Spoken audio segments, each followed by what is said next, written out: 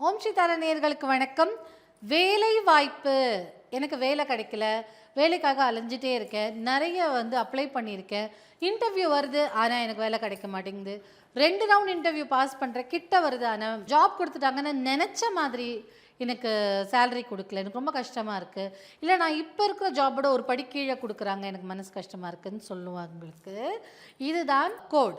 இந்த கோடை நீங்கள் டெய்லி ஒரு நோட் புக்கில் 48 டைம்ஸ் எழுதிட்டே வாங்க. நினச்ச அதுக்கப்புறம் கீழே மேனிஃபெஸ்டேஷன் என்னென்னா, எனக்கு நல்ல வேலை வாய்ப்பு கிடைத்து விட்டது அப்படின்னு எழுதிட்டே வாங்க.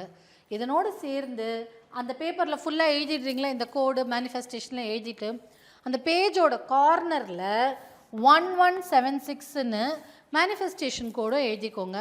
அப்போ அதுக்கு இன்னொரு எக்ஸ்ட்ரா பூஸ்டாக இருக்கும். ஸோ இதுவும் எழுதிக்கோங்க. டெய்லி சேன் பண்ணலாம்.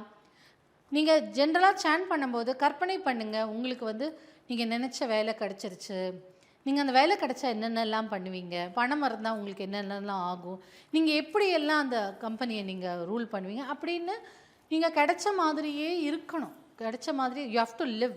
அந்த இன்டென்ஷன் ரொம்ப முக்கியம். நம்பிக்கையோடு செய்யுங்க, நினச்ச ஜாப் உங்களுக்கு கண்டிப்பாக கிடைக்கும்.